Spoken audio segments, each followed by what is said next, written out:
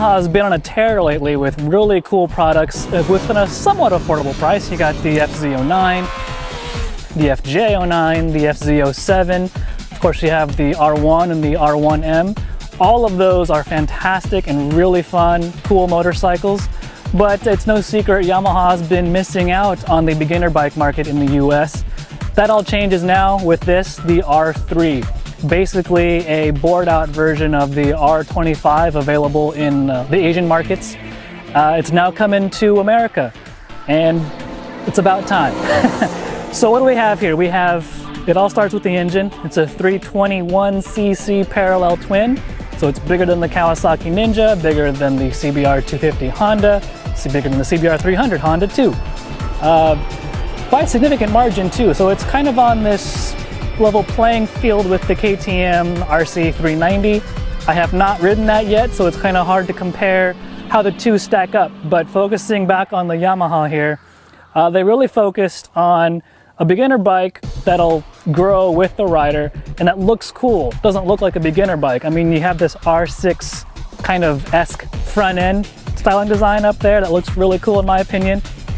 Moving back towards the engine, you have forged aluminum pistons, offset cylinder. It's just really cool design that they've put in the R3 that kind of borrows from other areas like the R1. A low seat height, 30.7 inches. It's a really narrow tank to seat junction, so shorter riders won't feel so intimidated by sitting on this thing. Although it looks like a sporty bike, it's got this relatively comfortable seating position. The triple clamps have the clip-ons above the triple clamp, and so you're not sitting totally, sport bike racer out style. You're more upright, pretty comfortable for longer distances. We are here at Thunder Hill Raceway in Northern California, where Yamaha took us on a street ride and now a track ride, but we really got to see how the R3 performs in both situations. On the street, it's remarkably capable of handling itself really well. The smaller beginner bikes, you're kind of revving the crap out of them to really keep up with traffic. With the R3, it has a low first gear so you can zip away from the line really quickly. There's plenty of power to keep up with other cars and go past them. We were doing 80 on the freeway in 6th gear with plenty of revs left over to overpass cars, trucks, you name it. It's a really capable motorcycle for the street rider. And then we took it to the twisties. Again, it'll flick really well. It has cast aluminum wheels. The suspension, it's kind of bare bones, but it works all right. And as the beginner rider gets better in their skills, this kind of bare bone suspension will help them learn the techniques that they need to go to a bigger bike. So just for a bit of fun, Yamaha took us here to the racetrack to really put the bike to its paces. And it's incredibly, capable of handling racetrack duty too.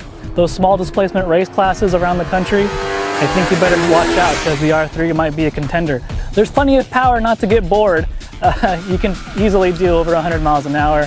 And with a bike like this, that's this small, get 20 of them together doing that kind of speed, it's a riot with a bunch of your buddies on the same racetrack. It's got stock Michelin tires on it, the street tires that we rode on the street, and now we took them to the track.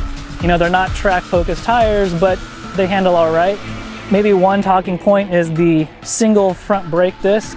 Personally, the brake lever feel could have been better, not quite as powerful as a Kawasaki setup, but maybe with a change of pads that'll easily be fixed. And Yamaha already has accessory stainless steel brake lines available to up the ante in the braking department.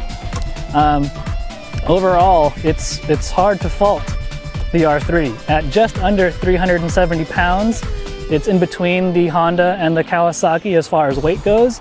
And at $4,990, it's right there in the ballpark too. It's cheaper than the Kawi, slightly more than the Honda. So with a bigger engine, more power, less weight than the Kawasaki, and cheaper too, I think Yamaha has a home run with the R3.